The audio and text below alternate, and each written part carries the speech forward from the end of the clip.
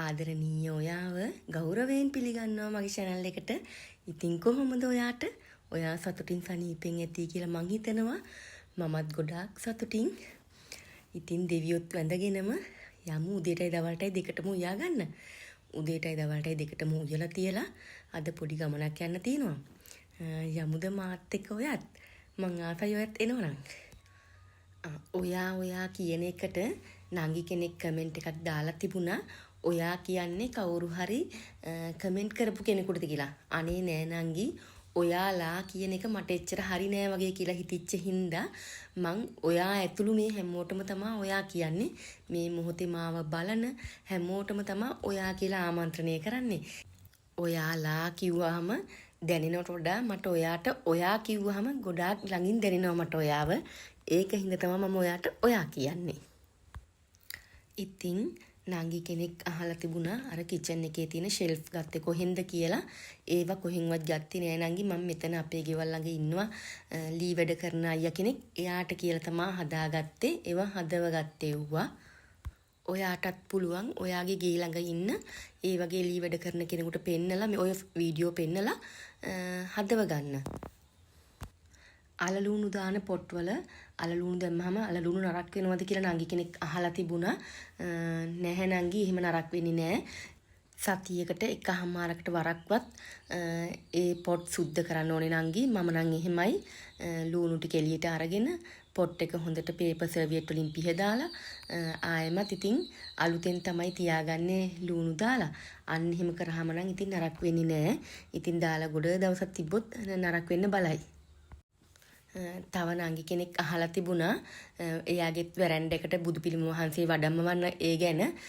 මම කාගෙන්වත් උපදෙස් අරගත්තේ නෑ නංගි. මට හිතුණා මගේ බුදු පියාණන් වහන්සේ කවදත් ප්‍රිය කළේ ගස් යට ගල් යට වැඩ ඉන්න.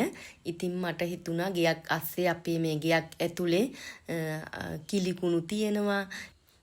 ඉතින් මේ හැම දෙයක්ම ගැන හිතලා මම හිතුවා නිදහසේ වැරැන්ඩ එකේ වැඩ ඉන්න පුළුවන් කියලා බුදු පියාණන් වහන්සේට.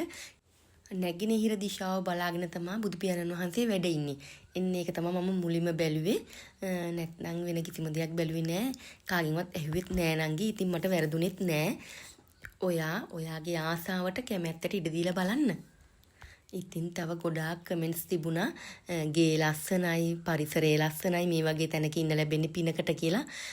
ඇත්තටම ඔවුනන්ගේ මේ වගේ නිස්කලංක පැත්තක ඉන්න ලැබෙන්නේ ඇත්තටම පෙර පිනකට තමයි. ඒ වගේම මේ අසල්වැසියොත් හරිම හොඳයි. කිසිම කෙනෙක්ගෙන් කිසිම කරදරයක් නැහැ. තම තමන්ගේ පාඩුවේ බොහොම ලස්සනට ජීවත් වෙන පිරිසක් තමයි මේ යවට ඉන්නෙත්.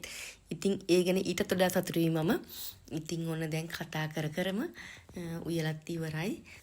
දෙල්ලු උයලා, කතුඹුරු ගමලෝලා, චිකන් උයලා, රෝසේ කුළු බත් එකක් තමයි හදාගත්තේ. උයලා කාලා යමු හොරන. ඔන්න ඔය සිංගයකට තමයි මම ආවේ. අද ඇවිල්ලා ඉතින් ෆ්‍රිජ් එකක් බලන්න තමයි ආවේ. ඔන්න ඔය කළු පාට ෆ්‍රිජ් එක තමයි මම කැමති උනේ. ඉතින් ඔන්න ඒකත් ගෙදරට අරගෙන ආවා. ඒ කට්ටියම ගෙනහැලා දීලා ගියා සිංග එකේ කට්ටියම. ඔන්න ඉතින් හිතේ තිබුණු ඒ ආසාවත් ඉෂ්ට වුණා. මගේ කලින් තිබුණු ෆ්‍රිජ් එක ඉඩ මදි වගේ. ඉතින් එළවලු එහෙම ගෙනාම ගොඩාක් කරදරයි මට ඒවා ස්ටෝර් කරගන්න. මේ ෆ්‍රිජ් එක හොඳට ඉඩකඩ තියෙනවා. ඉතින් මට ඒ ප්‍රශ්න නැති වෙයි දැන් ඉතින්. ඉතින් මේ සතුට අස්සෙන්ම තවත් ලොකු සතුටක් මගේ හිතේ තියෙනවා. ඒ සතුට බෙදා ගන්න වෙන්නේ මට ඔයත් එක්ක ඊළඟ වීඩියෝ එකෙන්. මොකද ජුනි දෙවනිදාට මගේ channel එකේ subscribersලා 1000 සම්පූර්ණ වුණා. ඉතින් ඒකට මට හරිම සතුටුයි. ඒ වෙනුවෙන් මම ඒක ඔයත් එක්ක සෙලිබ්‍රේට් කරන්නම ඕනේ. ඉතින් ඊළඟ වීඩියෝ එකෙන් අපි බලමු මොකද කරන්න කියලා. ඉතින් මේ ෆ්‍රිජ් එක මම ඕගනයිස් කරගත්තු විදිහ ඉතින් මේ ගෙනාපු දවසට පහුවදා මොකද ප්ලග් කරන්න බෑ නිදාම ෆ්‍රිජ් එක. ඊට පහුවදා තමයි මම ඉතින් ඒ ගෙනාපු සේරම කෑලි ෆ්‍රිජ් එකේ හොදලා වේලලා දාලා මේ ප්ලග් කරලා ඇරේන්ජ් කරගත්තු ගමම තමයි වීඩියෝ එකක් ඔයාට ගත්තේ. මේ ෆ්‍රිජ් එක ග්ලාස් ඩෝ තියෙන්නේ. ඉතින් ෆ්‍රිජ් එක ඉස්සරහට ගියාම කන්නඩි ඉස්සරහට ගියා වගේ තමයි. ඉතින් ඔන්න ඔය විදිහට තමයි දැනට ෆ්‍රිජ් එක තියෙන්නේ. බලමු ඉස්සරහට ඉතින් හිතුණු වෙලාවට වෙනස් කරයි මං. ෆ්‍රිජ් එක උඩ තියන්න නම් තාම මොනවත් ගන්න ගියේ නෑ. තව දවසකින් දෙකකින් මොනවා හරි පොඩ්ඩක් බලලා ගේන්නත් ඕනේ. ඉතින් දැන් අද දවසේදී මාව සනිටුහන් කරන්න හදන්නේ.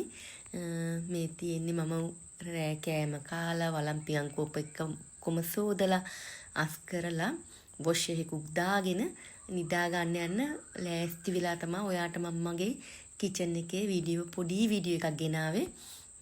ඉතින් ඒකත් බලලම සුවසේ නිදා ගන්න, සුවසේ අවදි වෙන්න, සතුටින් ඉන්න. ඉතින් හැමදාමත් වගේ ආයෙ ඉක්මනින් වීඩියෝ එකක් අරන් එනකන් ඔයා සතුටින් පරිස්සමෙන් ඉන්න. මොකද ඔයාගේ පරිස්සම මට ගොඩාක් වටිනවා. ඒක හින්දා සතුටින් පරිස්සමෙන් ඉන්න. ගිහින් එන්නම්. ඔයාටත් මගේ රටටත් ජය වේවා.